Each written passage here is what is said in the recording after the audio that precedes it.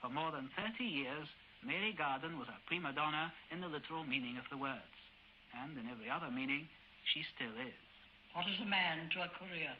What is it? It's a very charming person and a very nice companion, but he must be bored sitting in the evening, always drinking coffee. When you are on the stage, that's a different thing. You don't have to bother about men.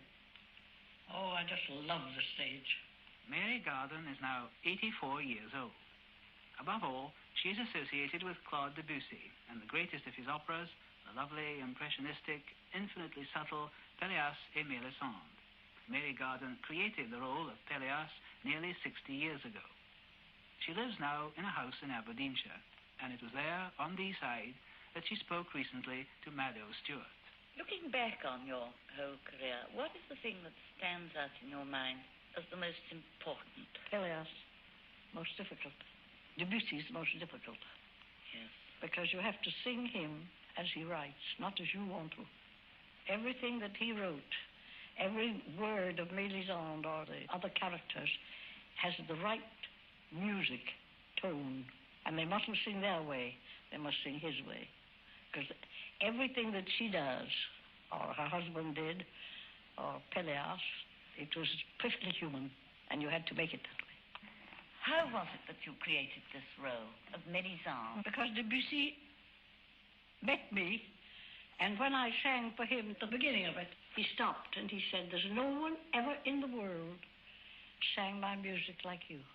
You don't sing it. You sing talking." It's true. The mezzosoprano.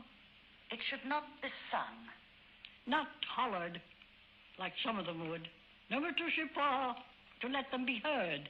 But if you have your voice here, in your head, out of you. Yes. No mezzosoprano.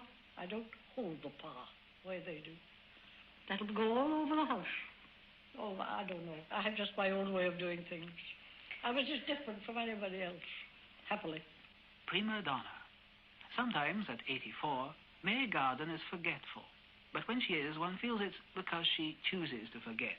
One feels, as with all the great prima donnas, that life and art are inextricably bound up together. Art is selective, and so, therefore, is the memory of life itself.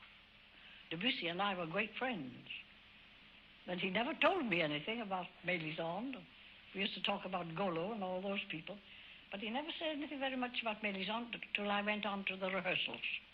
And then he came up and we talked about this and that, the next thing. Oh, you have to, you know.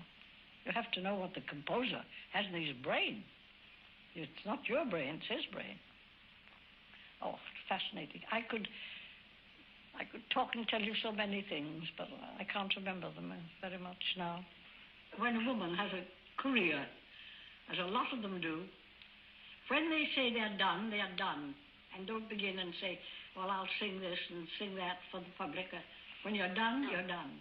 You can't go all through life singing all these operas as a young person. And then I used to be just as important about going and having myself weighed every first of the month. And if it was that much over what I should have, I'd just go and not eat so much. Oh, you have to be so careful.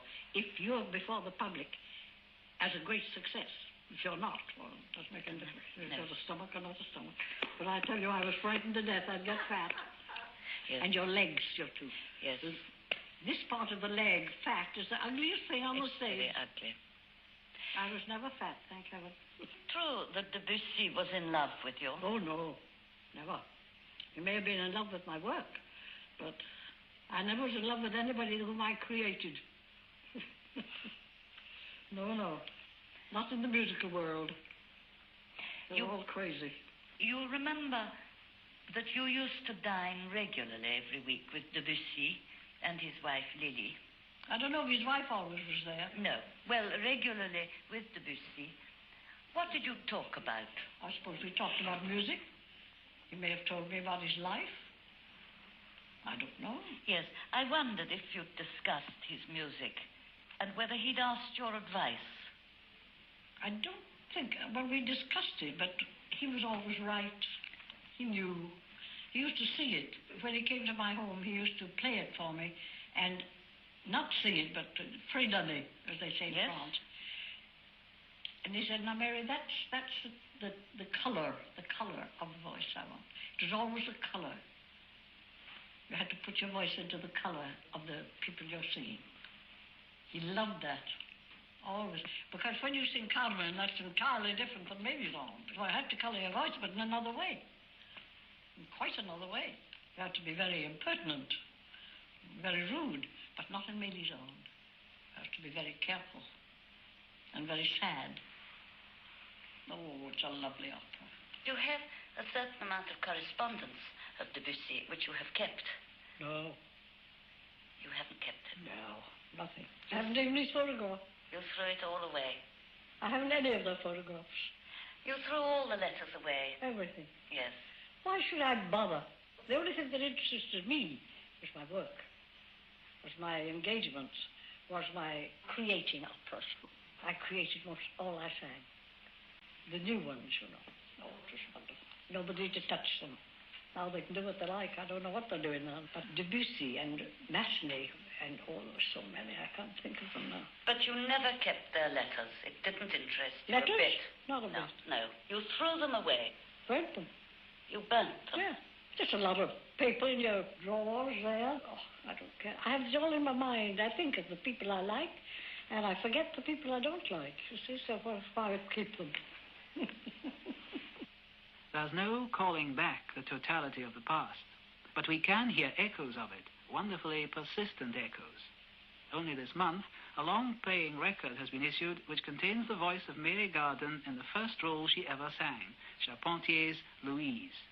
The date was the 13th of April, 1900. The place was the Opéra-Comique in Paris.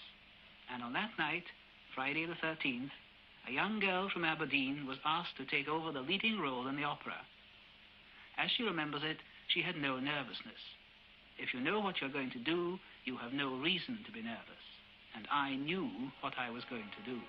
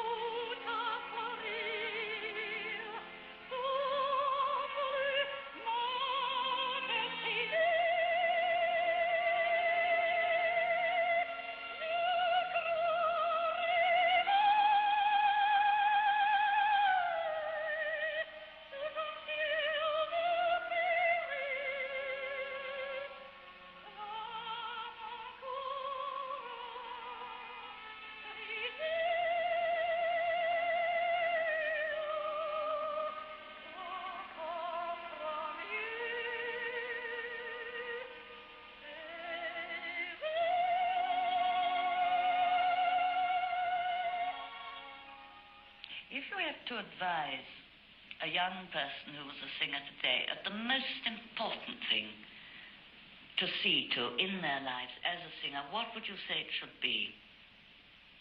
Well, it will be very difficult then, because they're all so fond of society.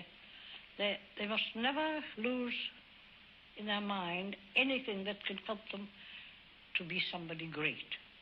You have to have all your strength and all your brilliance, all your mind, and know the conductor, know the orchestra, know everything. It's a great interest. It's a very fascinating thing to have a great career. Because after all, it's not a person that we